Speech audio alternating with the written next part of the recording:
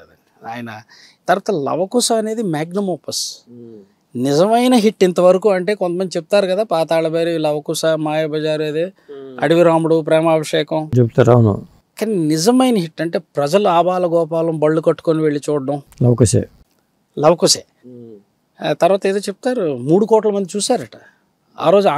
Andhra Pradesh population 3 కోట్లు, 3 కోట్ల టికెట్లు సేల్ అయ్యాయి ఆ సినిమాకి. అద్భుతమైన కళాఖండం. అదే అన్నాను, రాముడుగా చేశారు ఆయన సి పుల్లయ్య దర్శకత్వంలో. మరి ఒక 7-8 ఏళ్ళకి ఆయన స్వీయ దర్శకత్వంలో శ్రీకృష్ణ సత్యలో రాముడుగా చేశారు ఆయన. శ్రీకృష్ణ ఆంజనేయ యుద్ధంలో కూడా ట్రాన్సిషన్ రాముడు నుంచి కృష్ణుడిగా శ్రీకృష్ణ ఆంజనేయ యుద్ధంలో కూడా ఉంది.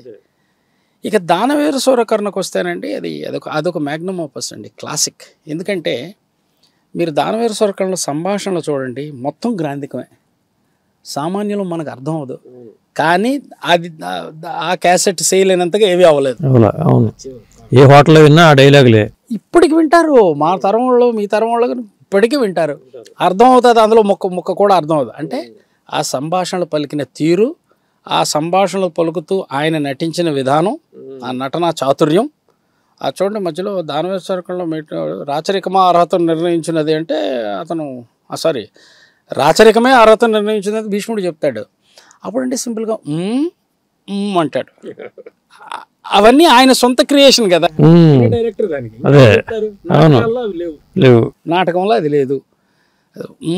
ఆయన మా సస్యశ్యామలమై సంపద విరాళమై వెలుగుంది అంగరాజ్యమునకి ఇతనిని మూర్ధాభిషిక్తులను గావించుచున్నాను మెట్లు దిగుతాడు. మెట్లు దిగి ఇక ఇన్స్ట్రక్షన్స్ ఇస్తాడు.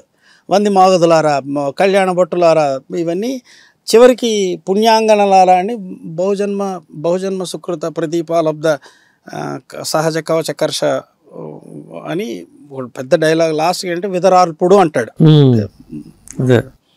అది తిరుపతి వెంకట కవులు రాసిన డైలాగులు. కొండవీటి వెంకట కవి కత్తి పద్మారావు ఇన్వాల్వ్ అయ్యారా చాలా డైలాగులు.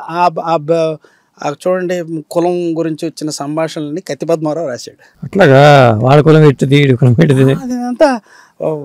అదే ఫస్ట్ మా వంశముకు మూల పురుషుడైన వశిష్ఠుడు దేవవ్యాసయోగు ఊరసి పుత్రుడు కాడ, అతడు పంచమజాతి కన్య అరుంధెత్తిందు శక్తిని, ఆ శక్తి పరాశరుని, ఇవన్నీ కూడా కత్తి పద్మారావు గారు ఇంప్రింట్ ఉంది దాని మీద.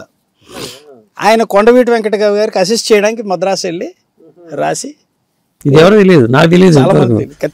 కత్తి పద్మారావు హేతువాది అని మాట్లాడతాడు. ఆయనకి సంస్కృతం అన్ని భాషల మీద పట్టుంది కనుక ఇప్పుడు నేను ఈ యూట్యూబ్ ఛానల్లో ఇదే మొదటిసారి చెప్పడం. చూసిన వాళ్ళ రెస్పాన్స్ని బట్టి మనం ఆయన అసలు దానవేరు సూరకర్ణ అంటే అదొక క్లాసిక్ అండి. దాన్ని మించిన క్లాసిక్ ఎక్కడ రాదు. ఒక మనిషి 54 ఏళ్ల మనిషి కిరీటాలు మార్చుకొని, ఆభరణాలు మార్చుకొని మళ్ళీ అదే అప్పటికప్పుడే వేరియేషన్ చూపించారు. అదే మీకు రాయబారం సీలో సోమన్ బాబు గారు చేశారు కురుక్షేత్రంలో. అబ్బే తప్పు, మంచి నటుడు కాదన్ను, ఎవరి నటన మనం తక్కువ చేయట్లేదు. ఇప్పుడు చెల్లియో చెల్లకి అనడం, ఆ వెటకారము, వ్యంగ్యం, కొంటెతనం, వయ్యారం, సొగసు చూపించడం, ఇవన్నీ చూపిస్తూ వార్నింగ్ ఇవ్వడం.